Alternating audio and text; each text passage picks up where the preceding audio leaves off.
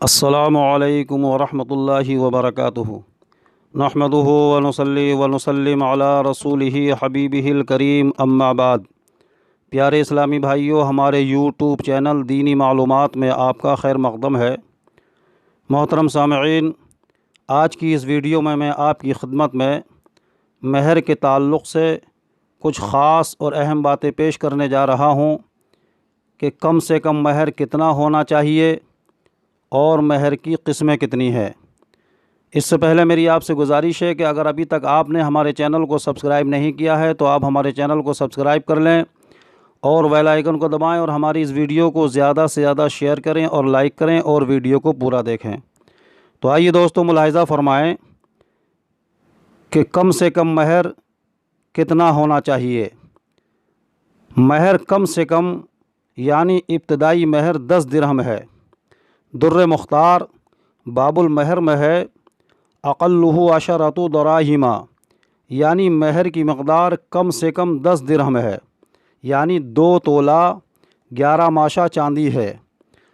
زیادتی کی جانب مہر کی کوئی مقدار معین نہیں ہے، 1000 10,000 بلکہ 40 50,000 اور اس سے زیادہ بھی مہر مقرر کر سکتے ہیں، لیکن بہت زیادہ مہر باندھنا بہتر نہیں ہے۔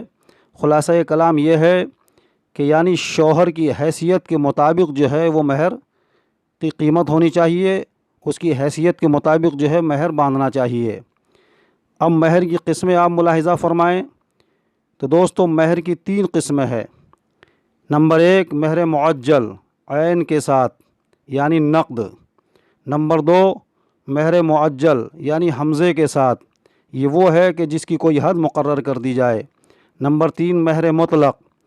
مہر معجل وہ مہر ہے کہ خلوت سے پہلے دینا قرار پایا ہو، اور مہر معجل وہ مہر ہے کہ جس کی ادائیگی کے لیے کوئی میعاد مقرر ہو، اور مطلق وہ مہر ہے کہ نہ خلوت سے پہلے دینا قرار پایا ہو اور نہ کوئی اس کی میعاد مقرر ہو، اور یہی ہمارے ہندوستان میں عام طور سے رائج ہے۔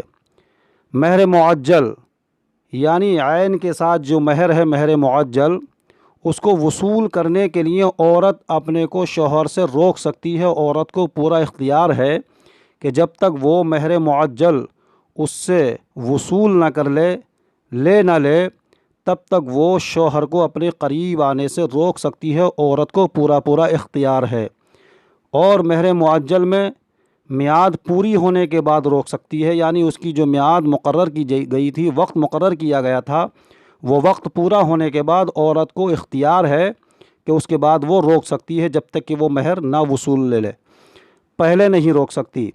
اور مہر مطلق وصول کرنے کے لیے کبھی نہیں روک سکتی۔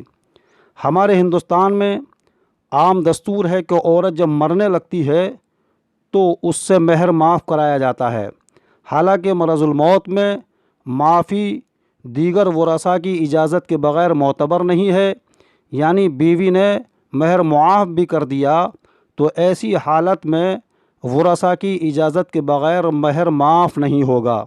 دوستو، ہمارے معاشرے میں ایک بہت بڑی کمی ہے، لاعلمی ہے اور جہالت ہے کہ جب نکاح ہوتا ہے تو عام طور سے لوگوں میں یہ مشہور ہے کہ صاحب مہر معاف کراتے ہیں، حالانکہ مہر معاف نہیں کرایا جاتا ہے۔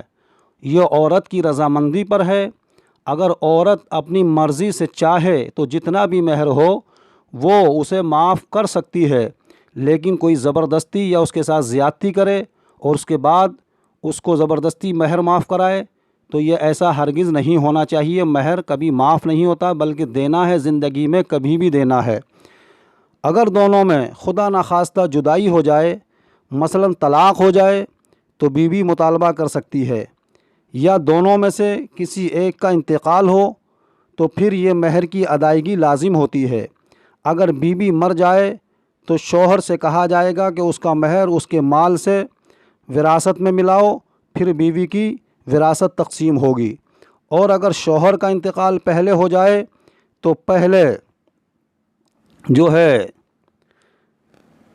اس کی تجہیز و تکفین کے بعد پھر اس کے مال سے بیوی کا مہر ادا کیا جائے گا۔